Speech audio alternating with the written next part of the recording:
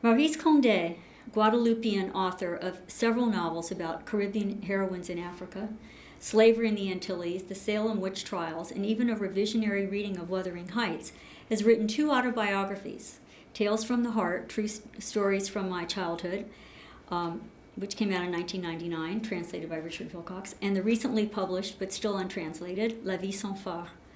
Self-identified as a classically schooled Francophone Caribbean writer, by which I mean that her readership would typically comprise French hexagonal and Antillean readers, she has attained preeminent status in the literary marketplace as a global Caribbean writer in the company of Derek Walcott, Carol Phillips, Edouard Glissant, Patrick Chamoiseau, Raphael Confiant, and Edwige Danticat as a result of translation. Being translated, especially in English, has enabled Condé's work, albeit in altered form, to exceed its linguistic and cultural boundaries and live beyond its own spatial and temporal borders, however they have been constituted. In short, brought her the widest possible reception. And yet, Condé's translation complex is of a special order, especially when read in a context, familial and erotic, that so readily invites a psychoanalytic interpretation. But I'm not going to undertake such a reading here. La Vie sans phare is devoted primarily to the years she spent in West Africa, during the politically promising period of decolonization and then the corruption, hypocrisy, and repression of the post-independent regimes. This experience, which she consistently recounts in amatory language, occupied, and I quote, a central place in my life and in my imagination, but it was a painful disappointment, a doomed affair. Her less than positive depiction of African life, as seen in both her fiction and her memoir, has made her a provocative and somewhat controversial figure in post-colonial literary circles. The continent couldn't attract her sufficiently or compel her enough, despite long and varied opportunities living in Guinea, Ghana, Ivory Coast, and Senegal, to learn to speak Malinke, Fulani, Pul, or Wolof. In this failed intercultural encounter in which France, the Caribbean, and Africa are not reduced to the points they occupy in a colonial constellation, Condé represents herself as untranslatable, unable to be taken on her own terms in a different context.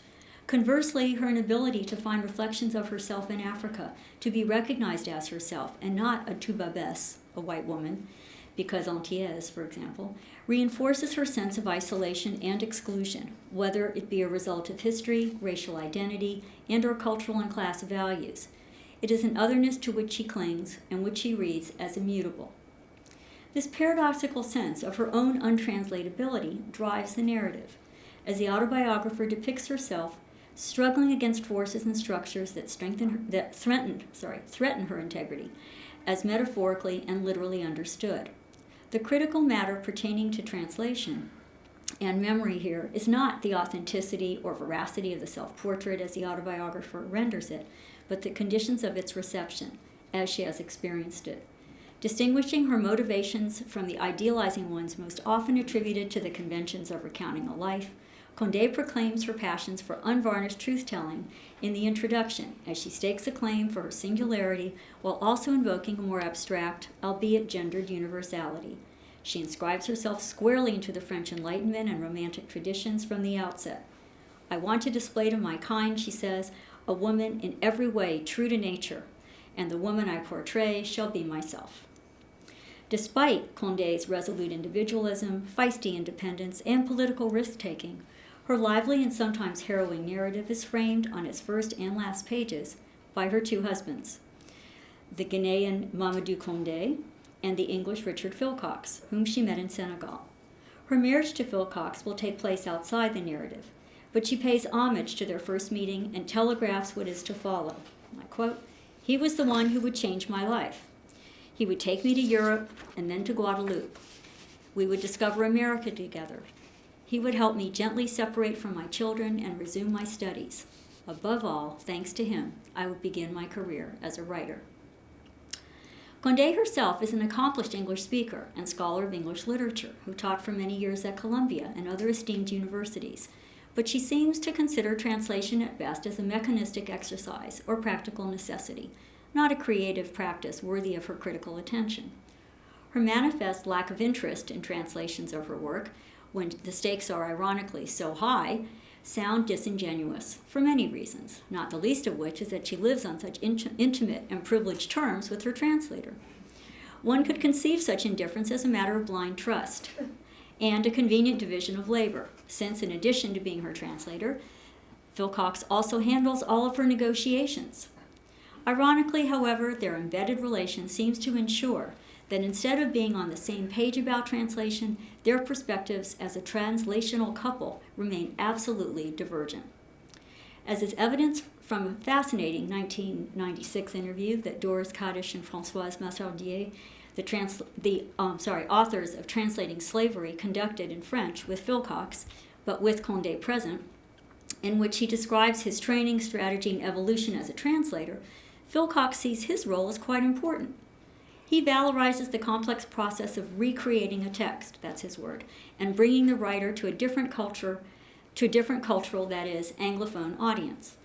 Not only does he believe there is an affinity between the original and the translation, he maintains that he is, and I quote, communicating the author's writing in another language, in another culture. My translation. Moreover, his translation practice is patently target-oriented. He seeks to make the author, as he says, more transparent to the reader, but not at the price of displacing, as he says, the geography of the text, whatever it may be. The challenge for him may be less a question of linguistic specificity than of Condé's esoteric cultural references. He even acknowledges being, and I quote, market-driven on her behalf. Rather than feeling diminished or constrained, Philcox concedes that he feels liberated by Condé's indifference to his practice as well as his product. And ultimately, he attributes his progress over the course of his career as a translator, interestingly enough, not to years of living with Condé, his author wife, or to the cumulative experience of translating her work, but to studying translation theory. That Philcox is sensitive to the gender question, and he asks this straight out, do I have the right to translate a novel written by a woman? This question has greatly haunted me. Reveals not only a great deal about his own refined and acute sensibility, but also attests to the primacy of gender as a marker of identity for Condé, whereas race seems to figure little, if at all, as a factor of difference for either of them. It is, of course, quite possible that Condé's anti-translation posture is purely performative, but if so, what is its value and what are its implications? What Condé stands for in this translation couple is the irreducible difference between languages. Thus, whereas the translator, invested in global transmission and reception, considers his work to be coextensive with the original author's work, dedicated to perfecting her own literary style in her own tongue, to be coextensive with the original author's work, she, dedicated to perfecting her own literary style in her own tongue, considers them to be distinct. As I have said, Condé has stated her position on many occasions, that translation, being a transforming principle, doesn't regard her, that she is othered in translation, both culturally and linguistically. Her insistence on this fact is consonant with what would seem to be the overarching message of her autobiographical oeuvre. In a conversation with Emily Apter, which was conducted in French, transposed and then transcribed, and then translated into English, and which appeared in 2001, Condé puts a fine point on what I've described above. I quote, I've never read any of my books in translation. In translation, the play of languages is destroyed. Of course, I recognize that my works have to be translated, but they are really not me. Only the original really counts for me. Some people say the translation adds to the original. For me, it is another work, perhaps an interesting one, but very distant from the original. So beyond the intriguing and alluring personal and domestic implications of Condé and Philcox as a translation couple, together they enact the ongoing defining and productive tension within translation studies, especially in relation to world literature and the global marketplace. Whatever the psychological source of Condé's alienation or iconoclastic individualism, her view of translation as radical difference and of untranslatability as an act of personal or even political resistance actually coexists, of course, as it has throughout history, with the enduring competing reality of multilingualism. The inherent paradox of untranslatability in translation is what makes cultural memory possible. What this translation couple reminds us is that we must remain vigilant in the face of world literature's instrumentalist, ever-serviceable view of translatability as an unproblematic given. But the two live together, all the same and nonetheless. So moving on to Alison Bechdel. So remember we talked about the compact, or the autobiographical pack. So this is the cover, for those of you who don't know Fun Home.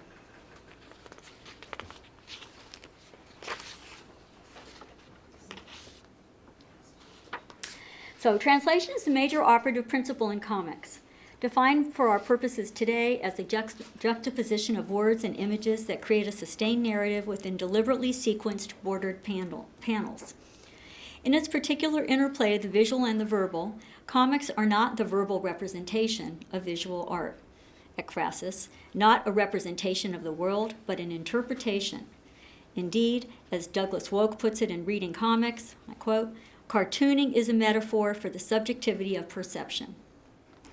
Perhaps it is the premium placed on personal drawing style instead of handwriting in comics that makes it an especially interesting instance of autobiographical memory as a process of translation, since the object of our attention is self-perception and self-inscription across different cultural, social, and discursive contexts. I shall not be discussing comics or graphic narrative generally here, but graphic memoir, or what Gillian Whitlock calls autographics, right, or autographies. It looks better when you read it than it sounds when you say it. But as yet another variation on the theme of how techniques of translation are implicated in the act of materializing, textualizing, and visualizing the autobiographical subject. In Chapter 4, which is roughly the center of Alison Bechdel's critically acclaimed, densely and riveting intratextual graphic memoir, Fun Home, a family tragicomic, the author foregrounds the book's meta-performative processes, making explicit what W.J.T. Mitchell describes as the relation between the seeable and the sayable, display and discourse, showing and telling. The astute reader already recognizes that comics are a language. This chapter declares that the memoir is a self-reflexive mode of translation, which also situates its autobiographical project within a comparative network of signifying systems, most overtly modernist literature and family photographs, but also the Künstlerroman and lesbian coming-out stories. The canon of references comprise Camus, Fitzgerald, James, Stevens, Wilde, Joyce, Colette, and Proust. What characterizes such a narrative as intra as well as intertextual is that the images do not only transact with words, they also engage with each other. And what Hilary Shute describes as a cross-discursive medium, intertextuality itself is rendered figuratively, pictorially, as well as literally verbally, showing how textual and visual forms and rhetorical strategies interact to make latent psychic matter manifest, as in dream work. With her deft deployment of displacement and condensation, metaphor and metonymy, Bechdel makes the reader wonder, in the spirit of Jacques Lacan, if the unconscious isn't structured like a cartoon.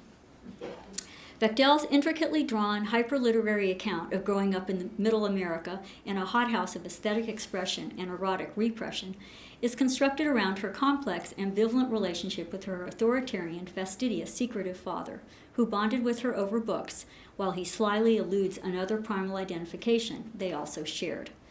An expert in historic architectural preservation, director of a family funeral home business, and high school English teacher, her father Bruce died when Bechdel was 19, leaving her to decipher the rich but troubling legacy of similarity and difference that defined their relationship, left her to translate the scrambled code she inherited from him. Indeed, Bruce's closeted homosexuality and the circumstances surrounding his ambiguous death, was it an accident or was it a suicide, generate this multi-layered work. If in verbal autobiography, a lived life, as mediated through memory, is the source text, in an autographic, because its medium is patently visual, the source text would be assumed to be the same. However, the relation between content and form is not integrated, synchronous, or organic in comics.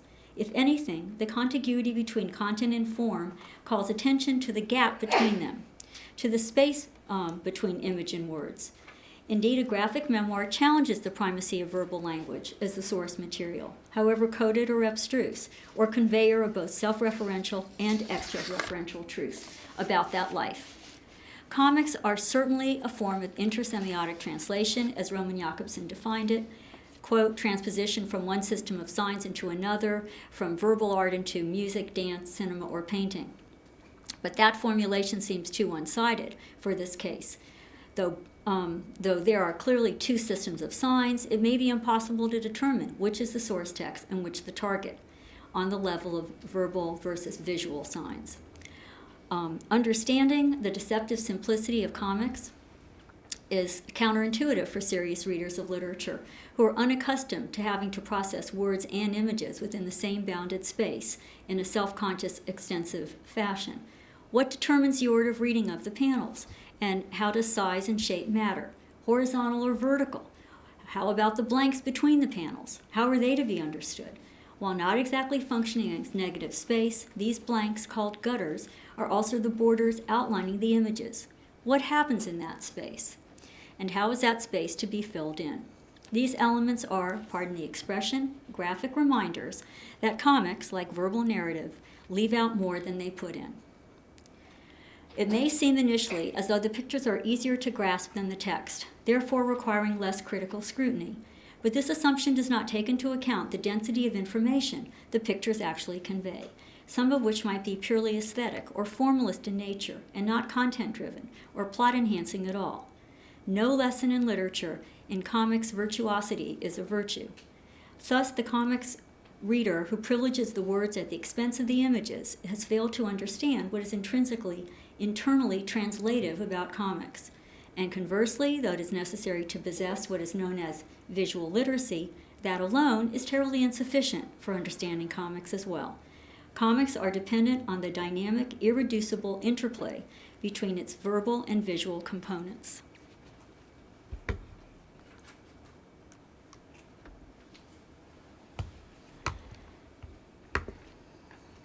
Bechdel's precise fine-line cross-hatch pictorial style, especially her drawing of interiors, corresponds to her verbal dexterity. In terms of overall conceptual structure and design, the autobiography is relentlessly interpretive. Experiences presented as distilled or symbolic abstractions are mined not for their retrospective meaning, but for their present value as sources of speculative potential. What if begins many a sentence. Critics, both Hilary Shute and Julia Watson, call Bechdel's narrative strategy recursive, meaning that it is distinctly nonlinear, turning back in on itself, finding its closure in reversals, transversals, and coincidences. In the service of creating a sustained narrative, not to mention a satisfying story, an autography relates and combines the panels that selects and combines the panels that relate to one another associatively, i.e. metaphorically, and or temporally, or metonymically, as in memory. Following a series of events that Bechdel recalls, one of which includes an encounter with an actual snake, a panel in which she ponders the symbolism of phalluses and their creative and destructive powers, leads next to the scene, as she imagines it, of her father's death, which occurred as he crossed Route 150 carrying a big bundle of brush and was hit by an oncoming truck. The image in the wide panel is of lush foliage. And indeed, lush foliage is pervasive in this narrative. It lines an empty stretch of road with one lone leaf lying in the middle, suggesting her father's last trace. The text box reads, "You could say that my father's end was my beginning, or more precisely, that the end of his lie coincided with my truth." In an interview with Hilary Shute, Bechdel refers to the entire enterprise of Fun Home as involuted introspection, pointing out, with the exception of the subplot of her own coming out story, the sole dramatic incident in the book is that my dad dies. In other words, the end of his life, or the end of his lie, compels a psychic and artistic internalizing process of ghostly remembrance that can be regarded as a retranslation of the self. As I have elaborated elsewhere, translation in such a context of intergenerational transmission, whose knowledge is posthumous and always belated, is in the Benjaminian and Derridian sense a passing down, passing away, and passing over of the foreign as well as the familiar, a living on through others differently. The panel below the drawing of the road shows Allison and her father traveling. Bruce's eyes are on the road while Allison's head is barely visible as she peers out the window. The caption of each text box reads, "Because I'd been lying too for a long time, since I was 4 or 5. What is the connection between these two panels? Everything hinges on the word because, suggesting both causality and motivation. Bechdel's memory of accompanying her father on a business trip to Philadelphia and stopping at a luncheonette is a motivated one because, as she says, we, my emphasis, saw a most unsettling sight. Okay, now I'm going to the other one.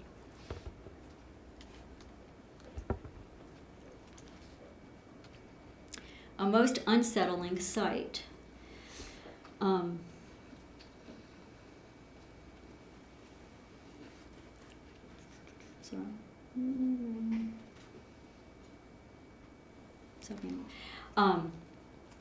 Initially deprived of authorial perspective, the reader-viewer has no idea what the object of their gaze might be.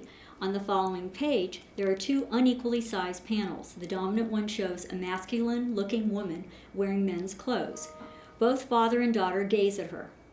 Allison expresses to the reader-viewer the great surprise she experienced at this phenomenon. The text box below turns it into an instance of uncanny translation. But like a traveler in a foreign country who runs into someone from home, someone they've never spoken to but knows by sight, I recognized her with a surge of joy. In the panel below, Bechdel recounts, Dad recognized her too. In her memory, he challenges her. Is that, author's emphasis, what you want to look like? In the next panel on the following page, with the image of the woman writ large, she asks rhetorically, what could I say? But to her father, she replies, no. This is followed by a panel in which her father drags the daughter, who is still looking back, out of the luncheonette. This instance of perfect translatability, a memory trace in which both Allison and Bruce, displaced from their own familiar and familial context, recognize another outsider, not as a stranger, but as someone familiar to them on the basis of an implicit, shared sexual gender difference, is reconstituted as a primal scene from Bechdel's childhood, and one of the most charged in the entire autobiography. The cartoonist puts a fine point on it in the next panel when she discloses to the reader, but the vision of that truck-driving bull dyke sustained me through the years. At the moment of Allison's recognition, she didn't know what a bull dyke was. The signifier may have sustained her, but its significance eluded her until later in life. Of course, Bechdel is projecting backwards. Her superimposition of the term bull dyke onto the genre-bending truck driver announces itself as belonging to a current linguistic, cultural, political context in which gender identity is understood to be performative and provocatively appropriated. This is a current context her father did not live to fully appreciate, but one she wishes him to assume now. As Madeline Sprengnether puts it, referring to Freud, and I quote, memories from childhood vividly recalled in adult life bear no specific relation to what happened in the past. Rather, they are composite formations, elements of childhood experiences as represented through the distorting lens of adult wishes, fantasies, and desires. Freud's final paragraph in Screen Memories, which is an internal dialogue or self-analysis, and is an example of life writing masquerading as a narrative with an interlocutor, views memory as a process of construction. And I'm going to read it, but I'm going to put it up too. The concept of a screen memory as one which owes its value as a memory not to its own content, but to the relation existing between some other that has been suppressed, it may indeed be questioned whether we have any memories at all from our childhood. Memories relating to our childhood may be all that we possess. Our childhood memories show us our earliest years, not as they were, but as they appeared at the later periods when the memories were aroused. In these periods of arousal, the childhood memories did not emerge, they were formed at that time. And a number of motives, with no concern for historical accuracy, had a part in forming them, as well as in the selection of the memories themselves. What is at stake in this primal scene, in which Bechdel is reconstructed which Bechdel has reconstructed because it comes to play a determining role in her coming out story, is relationality of all kinds, grounding all autobiography and translation. The relation between the visual and the verbal, between what is seen and what is not said, between a father and a daughter who witness together and who share a sense of complicity, but who then suppress that bond of knowledge and affinity, between recognition and self-recognition, between lying and truth-telling. It is above all the circuits of deception and self-deception that Bechdel seeks to rewire and overwrite. Coyly titled In the Shadow of Young Girls in Flower, after Volume 2 of Proust's masterpiece, the end of the chapter calls the reader's attention to the fact that the previous translation of À l'ombre de jeune fille en fleurs, Within a Budding Grove, shifts the emphasis from the botanical to the erotic. However, Bechdel interjects, as Proust himself so lavishly illustrates, the two are pretty much the same thing. That cavalier conflation serves Bechdel as a metaphor for her father's love for flowers and her own developing identity as a lesbian, unleashing a cluster of critical convergences interpreted from a current vantage point. Chapter 4, as much as it invokes Proust's term inversion, is about reading generic and gender indeterminacy. But if Proust serves as a thematic intertext, Freud has certainly provided us with the method for understanding how the Bulldyke scene functions in the narrative and why resurrecting this memory now is so critical for Bechdel's enterprise. Bechdel's father started reading Proust the year before he died, and it was after his death that Lydia Davis's retranslation of À la recherche du temps perdu came out. Though she prefers the literalness of the search of lost time, Bechdel laments the fact that perdu and lost are not simple equivalents. That perdu also connotes ruined, undone, wasted, wrecked, and spoiled. Bechdel's point about what is literally as well as figuratively lost in translation, when this source word in French is transferred to English as a meta-commentary on what is irretrievable. The complexity of loss itself is lost, despite translation's capacity to recuperate and redeem difference over time and even space. Some differences are irreducible variants. They belong to the realm of the untranslatable. The translation strategy that propels Fun Home ultimately valorizes affinity and proximity by domesticating difference through regeneration. The last page of Chapter 4 comprises 2 unequally sized panels, both devoted to drawings taken from a box marked family photographs that Bechdel found after her father's death, including one revealing her father's transgressive past activities with a former male babysitter. In her interview with Shute, she attributes the genesis of this book to the discovery of this photograph. The reader remembers the smaller top photograph as a snapshot of an adolescent girl posing in a bathing suit, which is the chapter head image. It serves as a kind of illustration of its title, In the Shadow of Young Girls in Flower.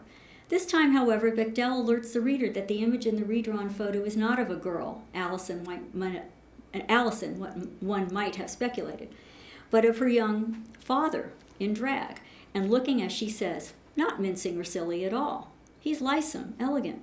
In the large panel, that top photo is mostly obscured by the text box. What grabs the reader's attention is the juxtaposition of 2 portraits and their striking similarities. One of her 22-year-old father sunbathing on the roof of his frat house, the other of Allison on a fire escape on her 21st birthday. She wonders if this was taken by his lover, as hers was. For Bechdel, the autographer, the uncanny resemblance between the 2 figures and their 2 poses, the exterior setting, the pained grin, the flexible wrists, even the angle of shadow falling across our faces, quote, is about as close, this is her quote, is about as close as a translation can get. Where is the original or source? What about the structural or formal aspects of this strategic arrangement calls up an act of translation, one in which the points of conflict and contact are so acutely identifiable? Obviously, in this visual commentary, there is something beyond merely a shared physical familial resemblance, even across gender lines.